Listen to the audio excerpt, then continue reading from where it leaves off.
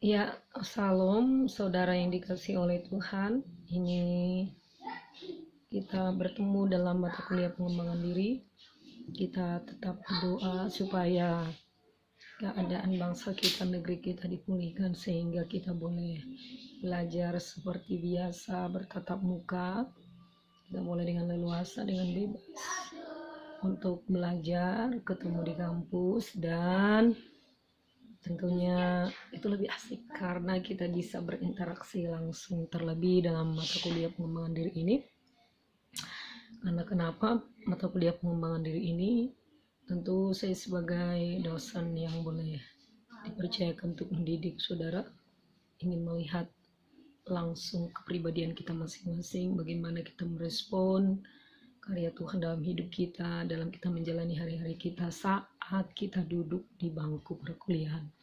Tapi karena situasi tidak mengizinkan kita untuk selalu bertemu, tapi tidak mengurangi sukacita kita, bersyukur kalau Tuhan terus menambahkan hikmat pengetahuan kepada banyak orang sehingga lewat media online pun kita boleh tetap belajar. Nah, sebelum saya paparkan tentang mata kuliah pengembangan diri, saya mau ajak kita awali dulu dengan doa dan ucapan syukur kepada Tuhan. Mari kita berdoa. Bapa di surga, terima kasih karena sangat baik bagi kami.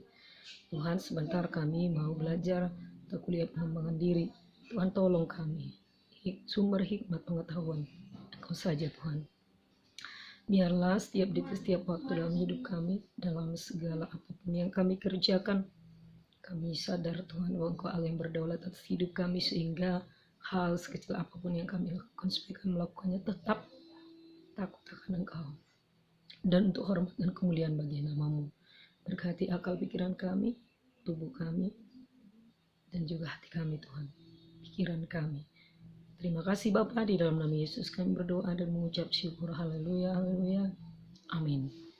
Nah, sehubungan dengan mata kuliah pengembangan diri yang boleh saya sampaikan sedikit kepada kita saudara-saudara yang dikasihi oleh Tuhan. Yang pertama saya katakan dulu, apa itu pengembangan diri. Mungkin dari kata pengembangan kemudian diri, kita sudah sedikit bisa memikirkan akan kemana arah pelajaran ini. Dari judulnya saja, dari jenis atau nama mata kuliahnya, mungkin kita sudah mulai memikirkan sedikit tentang apa itu pengembangan diri. Nah, pengembangan, kemudian diri, berarti diri berbicara, diri, pengembangan. Nah, pengembangan diri ini meliputi segala kegiatan yang meningkatkan kesadaran. Nah, artinya identitas diri kita, bahwa siapa kita, seperti apa kita, lalu apa yang kita miliki, lewat apa yang kita miliki, apa yang bisa kita perbuat. Nah, menggali potensi yang ada dalam diri kita dan menggunakannya untuk apa. Nah, seperti apa diri kita yang sebenarnya, dan akan seperti apa diri kita di dunia, di kehidupan sehari-hari. Nah, seperti itu. Jadi segala kegiatan meningkatkan kesadaran. Nah, kepada mahasiswa saya perlu ingatkan, ada banyak hal yang kita boleh lakukan, boleh kerjakan dengan mata kuliah pengembangan diri ini. Artinya tidak melulu teori, kita ingin tahu tentang kita, tapi bagaimana kita mempraktekkan dalam kehidupan sehari-hari tentang apa yang boleh kita lakukan. Nah, apa itu diri? Nah, pertama kita akan lihat dulu konsep tentang diri. Mahasiswa reguler B, mudah-mudahan tidak ada lagi di sini yang keliru mengenali dirinya sebagai ciptaan yang luar biasa di hadapan Tuhan, sebagai orang yang ditebus dari lumpur dosa dan memiliki kehidupan yang baru. atau sebagai ciptaan Tuhan yang punya banyak hal yang bisa digali untuk melakukan yang terbaik di dalam dunia, terlebih dalam memuji dan menyembah Tuhan. Ini saya mau katakan kepada kita, memang ada konsep diri ini keliru. Konsep diri ini keliru. Sudah begitu lama menjadi Kristen, bahkan mungkin sejak dari kakek nenek buyutnya sudah Kristen, tapi mengenal diri itu masih keliru. Konsep dirinya keliru. Nah, konsep diri yang keliru ini bisa kita lihat ciri-cirinya. Yang pertama, yang paling mudah kita lihat, dia ini pesimis, gak percaya diri, gak bersemangat, gak punya tujuan hidup jelas, peka terhadap kritik. Kalau saya katakan peka terhadap kritik, dia ini tidak tahan dikritik, tidak bisa dikoreksi, tidak bisa dikatakan kelemahannya. Marah, bumerang bagi dia kalau orang lain menyatakan kelemahannya. Ini ciri orang yang konsep dirinya kurang beres. Kenapa saya katakan demikian? Kita ini adalah manusia yang diciptakan Tuhan, hidup hanya oleh anugerah. Saat kita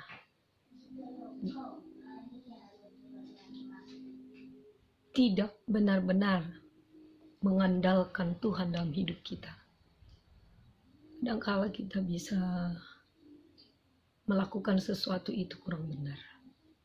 Di situ sebetulnya dibutuhkan orang lain, saudara seiman, untuk mengingatkan kita atas sebuah kelemahan, kekurangan, atau kesalahan yang kita lakukan. Namun saat dia ditegur, saat dia diingatkan kesalahannya, dia marah. Dia nggak bisa dikritik. Ini nggak benar.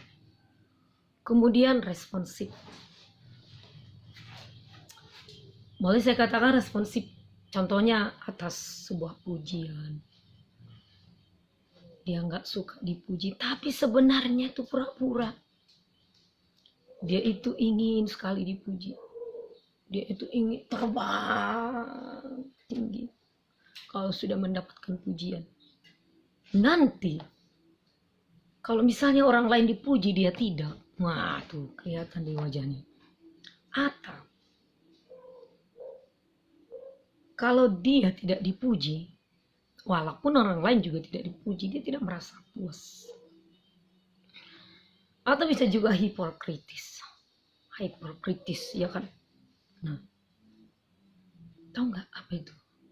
Suka mengeluh. Seperti saya katakan tadi, putus asa, suka ngeluh. Dia mengeluh, dia nggak bersyukur. Nah, kemudian dia juga bisa pesimis, nggak pedean, diam aja. Kita sautin diam, nggak disautin diam. Pokoknya diam terus, cenderung merasa tidak disenangi. Dia berpikir, aku kan nggak bisa seperti dia. Mereka nggak suka sama aku. Jadi kita diam, dia diam terus nggak bergaul.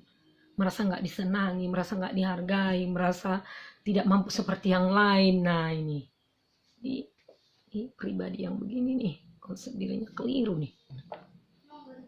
Sehingga apa? Dia tidak punya mimpi, dia tidak punya semangat, dia tidak punya keinginan besar untuk berhasil. Dan seiring waktu semakin habis dia tidak bermanfaat karena apa? Dia tidak melakukan apa-apa. Nah, itu dia konsep diri yang keliru, Tapi Ada orang yang seperti itu, cuman ada orang yang memiliki konsep diri yang benar. Harapannya di mata kuliah kita ini, kita akan tahu bagaimana konsep diri yang benar.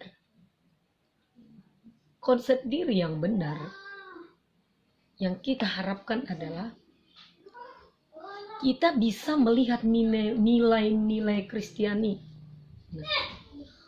dari hidup seseorang itu. Bagaimana pemahaman seseorang itu terhadap Allah dan hakikat manusia, serta mampu menerapkan nilai-nilai tersebut dalam kehidupan sehari-hari. Artinya, orang yang memiliki konsep diri yang benar, dia mampu memandang dunia sebagai tantangan untuk dijalani. Mampu memandang dunia sebagai tantangan untuk dijalani. Artinya, dia tetap yakin dia bisa. Kenapa bisa seperti itu? Karena dia mengenal Allah secara pribadi. Mengenal Allah secara pribadi. Lalu saya boleh bertanya kepada kita sekalian, mahasiswa yang boleh mengambil mata kuliah semester ini, apakah saudara sudah mengenal Allah saudara? Terus kalau saya tanya, Allah seperti apa yang kamu kenal? Allah seperti apa yang kamu kenal? Allah seperti apa yang kamu kenal? Atau Allah yang bagaimana yang kamu kenal? Saya pernah punya pengalaman mengajar. Saya tanya kepada dia, menurut kalian seperti apa Allah itu? Atau sederhana saja, siapa sih Allah yang kalian kenal? Kenapa harus penginjilan? Kenapa harus memperkenalkan Yesus kepada banyak orang? Ada apa sih? Orang menjawab, karena dia juru selamat. Tanpa Yesus dia tidak akan selamat. Saya katakan, good. Bahasanya cukup sederhana. Tapi pernyataannya itu adalah iman yang besar. Namun seseorang berkata, saya tidak terima. Menurut saya, semua agama mengajarkan yang baik. Semua agama mengajarkan yang benar. Tidak ada agama yang tidak mengajarkan yang benar. Semua agama mengajarkan keselamatan. Jadi agama apapun kita, kalau kita baik dan melakukan hal yang baik, kita selamat, katanya. Saya prihatin dengan pernyataan seseorang ini. Dan mungkin masih banyak yang seperti ini, punya pemahaman. Saya prihatin loh. Orang di bidang teologi bisa berbicara seperti ini. Tapi saya tidak salahkan langsung dia. Tapi saya punya beban yang besar dalam diri saya. Supaya dia boleh mengenal Allah yang sebenarnya. Yang pertama tadi saya katakan mengenal Allah secara pribadi. Mengenal Allah secara pribadi.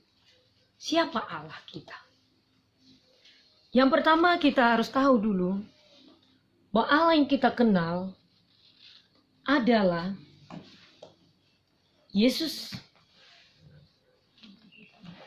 anak Allah yang turun ke dunia, mengambil rupa sebagai manusia untuk menanggung dosa-dosa manusia, dan dia rela mati di salib dengan segala penderitaan bla bla bla bla bla yang membuat diri kita teriris, hancur, meneteskan air mata, sedih yang tak terbayangkan. Bagaimana penderitaan Yesus hingga dia mati di salib. Tapi pada hari yang ketiga dia bangkit. Setelah dia bangkit pada hari yang ketiga, dia naik ke surga. Kenaikannya ke surga, dia duduk di sebelah kanan Allah Bapa, diangkat menjadi raja, menggenapi firman Allah.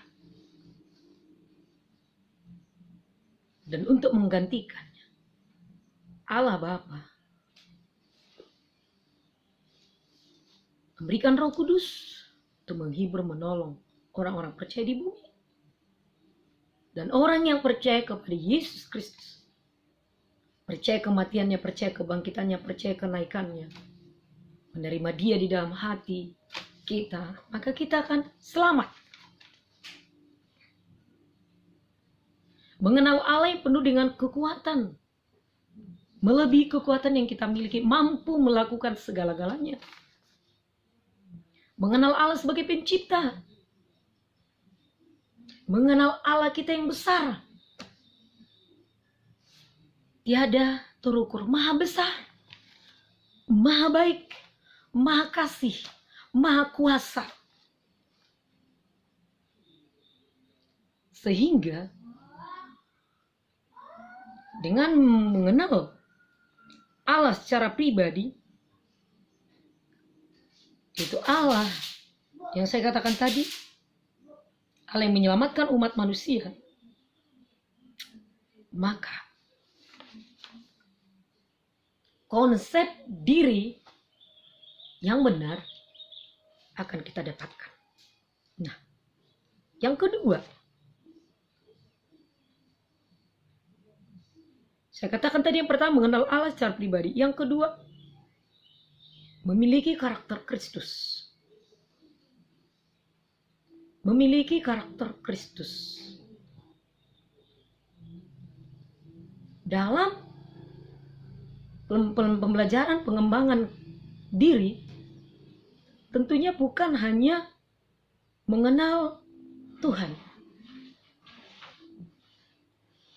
secara pribadi, tapi itu akan kelihatan dari bagaimana karakter kita dalam kehidupan sehari-hari.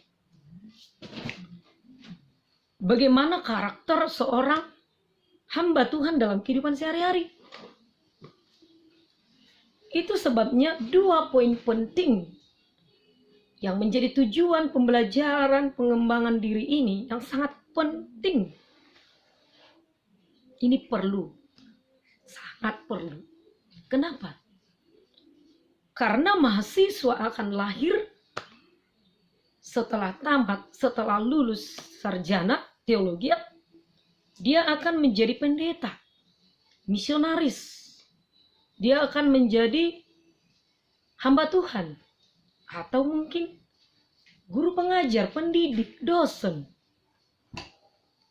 Baik itu sarjana teologi maupun sarjana pendidikan agama. Jadi kedua konsep ini harus benar-benar dimiliki. Yang pertama tadi, mengenal Allah secara pribadi. Mengenal Allah secara pribadi, ini sederhana sekali. Saya pernah bertemu dengan beberapa kawan-kawan yang juga adalah dosen pendidik. Masing-masing menceritakan pengalaman hidup mereka di rumah. Salah satu dari mereka mengatakan, dia kecewa, dia marah melihat anak-anak kos yang tinggal di rumahnya. Karena dia punya anak kos banyak. Anak kos ini mahasiswa. Saya tanya, kenapa kamu kecewa? Lalu dia berkata, saya kehilangan suatu barang berharga di rumah saya. Tidak ada yang mengaku satupun siapa yang ngambil. Lalu saking marah, saking kecewanya, saya pergi bertanya kepada orang pintar, katanya. Lalu seorang pintar mengatakan siapa yang mengambil barang itu. Ternyata tidak jauh, katanya. Itu orang-orang di rumah. Lalu saya usir semua orang di rumah saya. Saya nggak terima lagi anakku. Saya kecewa, saya marah. Dan setelah beberapa lama, para mahasiswa itu kecewa juga dengan indeks semangnya tadi. Dan bentuk kekecewaan mereka tuh ada rasa sakit hati, dendam. Karena mereka merasa dituduh mencuri. Dan sejak itu hubungan mereka kurang baik. Dan citra indeks semangnya ini adalah pendidik. Sedikit kurang baik setelah kejadian itu. Saya berpikir, ini Kristen sudah lama, bahkan pendidik lagi di bidang agama, punya pemahaman kok begitu.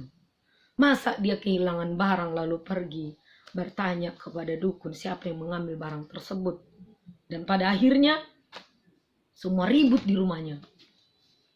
Makanya saya katakan tadi, mengenal Allah secara pribadi ini sederhana, tapi belum tentu orang bisa mengerti. Allah yang besar, yang kita kenal, yang dahsyat, yang luar biasa, adalah Allah yang cemburu. Tentunya dalam setiap pergumulan, dalam setiap persoalan, tidak semestinya orang Kristen, apalagi orang-orang yang akan menyandang gelar sarjana teologi,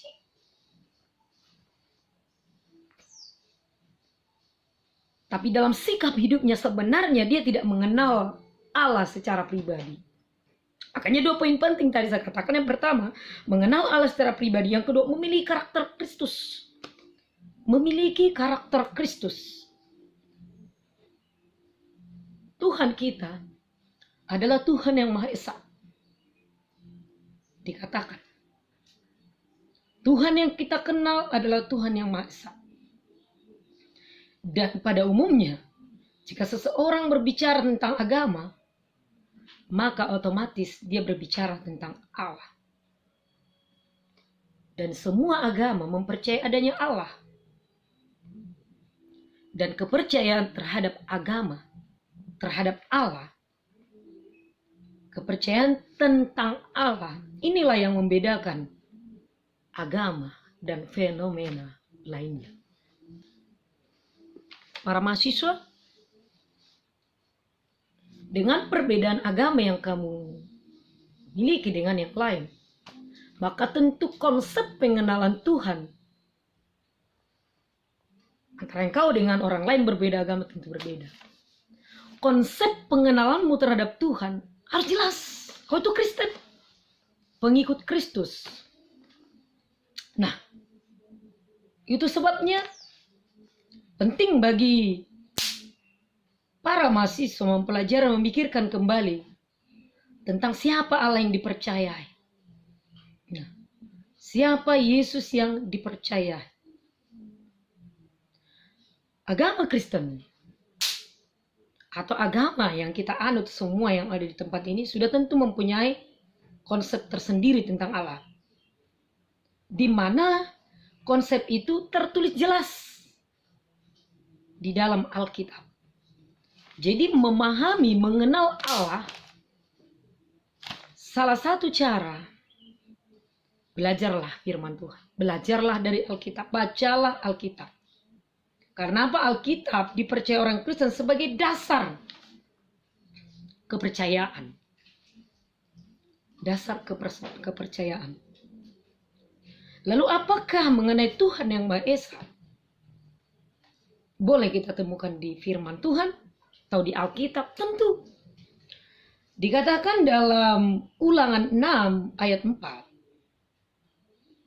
Ulangan 6 ayat 4. Saudaraku para mahasiswa boleh buka Markus 12 ayat 29. Markus 12 ayat 29. Yudas 1 ayat 25. Yudas 1 ayat 25. Di sana jelas nanti para mahasiswa baca bahwa Allah kita itu adalah Esa. Tuhan yang kita kenal itu adalah Esa. Nah, kemudian yang berikutnya, saya mau katakan kepada kita. Di Indonesia, ada beberapa agama yang diakui oleh pemerintah. Yaitu Islam, Kristen, Katolik, Hindu, Buddha, Konghucu.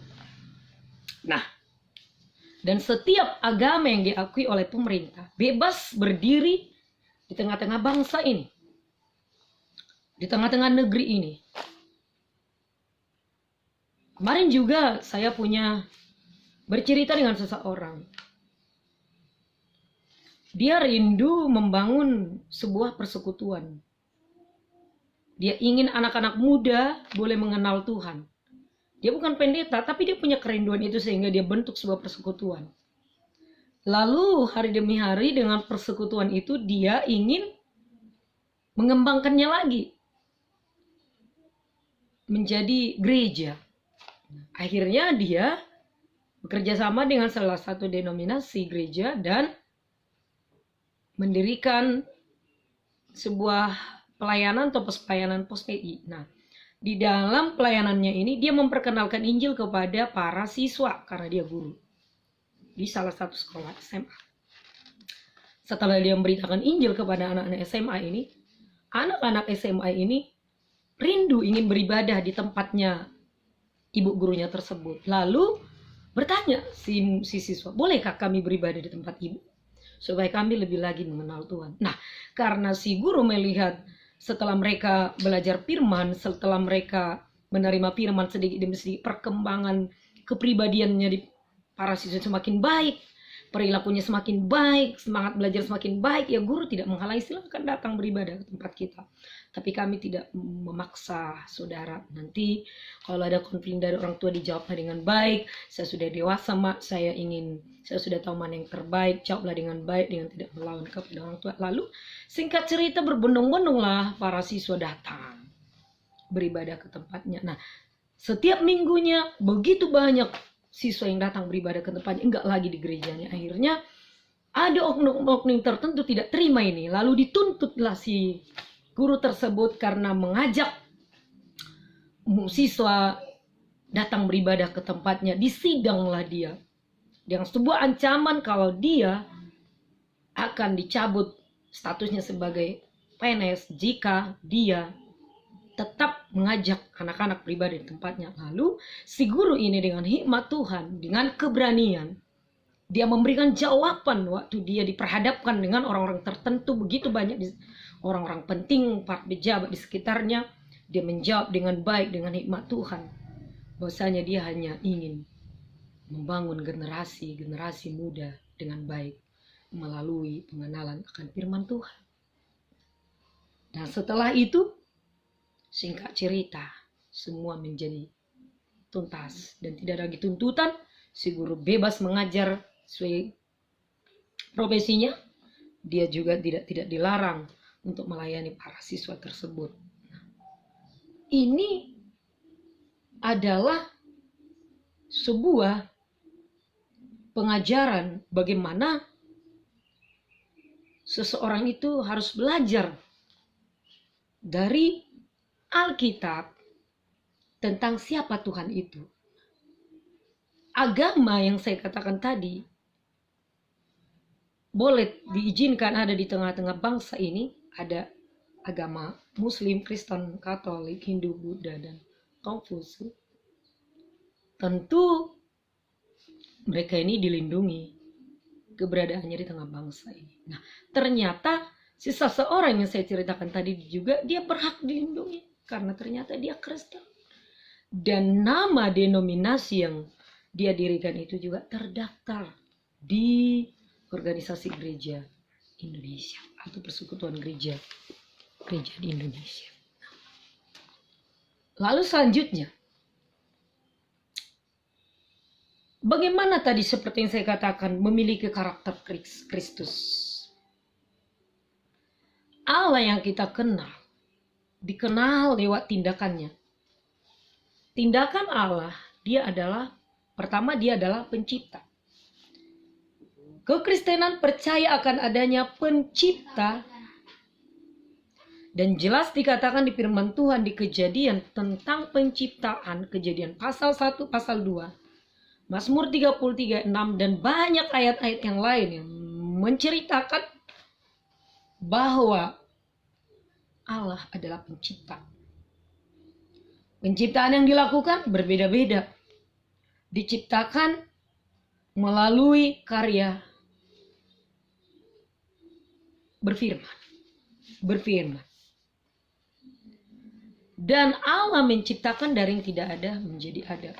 Berbeda dengan karya manusia. Karya manusia mereka membuat dari sesuatu yang sudah ada. Allah mencipta dari yang tidak ada menjadi ada dengan berfirman. Roma 4 ayat 17, Ibrani 11 ayat 13. Dengan berfirman, bahkan banyak ayat-ayat yang membuktikan bahwa dia menciptakan langit dan bumi dari semua yang ada di dunia ini ciptaan Tuhan. Ciptaan Allah. Dan dia punya kuasa atas itu semua. Dia pencipta, Allah pencipta atas semua yang ada di dunia ini. Dan dia punya kuasa. Kemudian Allah penyelamat. Allah adalah penyelamat. Ketika manusia menyadari keterbatasannya akan ilmu dan teknologi, maka manusia seyogianya seharusnya kembali kepada posisi dirinya sebagai manusia ciptaan yang punya keterbatasan dan kembali kepada Tuhan yang mampu melakukan segala hal. Kenapa? Karena ilmu pengetahuan atau apapun yang dimiliki oleh seseorang itu seharusnya semakin tinggi ilmu seseorang, maka semakin baik dia melakukan sesuatu kepada Tuhan. Semakin baik dia melayani Tuhan. Semakin baik dia menyembah Tuhan. Semakin baik dia berkarya untuk Tuhan. Semakin baik dia bersyukur kepada Tuhan. Bukan untuk disombongkan. Dan bukan pula untuk supaya dirinya dimegahkan, diagung-agungkan sehingga pujian, kemuliaan yang seharusnya kepada Tuhan menjadi keliru. Nah, Allah sebagai penyelamat dalam ajaran firman Tuhan, Allah menyelamatkan manusia melalui Yesus Kristus. Nah, sangat sentral sekali, sedemikian sentralnya sehingga dalam pengakuan iman rasuli, fakta tentang Kristus mulai dari pra-eksistensinya, kelahiran, pekerjaan, penderitaan, kematian, kenaikan ke sorga, dan kedatangannya kembali, sesungguhnya bisa kita lihat, kita temukan bahwa penyelamat satu-satunya hanyalah Allah sendiri. Hanyalah Allah sendiri. Firman Tuhan berkata di Kisah Para Rasul 11 ayat 26, mereka tinggal bersama-sama dengan jemaat itu 1 tahun lamanya sambil mengajar banyak orang. Di Antiokhia lah murid-murid itu pertama sekali disebut Kristen. Jadi Kristen itu sebuah kebanggaan. Nah, yang berikutnya sama katakan manusia. Saudara manusia? Nah, kita semua mahasiswa ini adalah manusia. Manusia adalah satu-satunya makhluk yang diciptakan oleh Tuhan yang bisa bersekutu, berinteraksi dengan baik kepada Tuhan. Diciptakan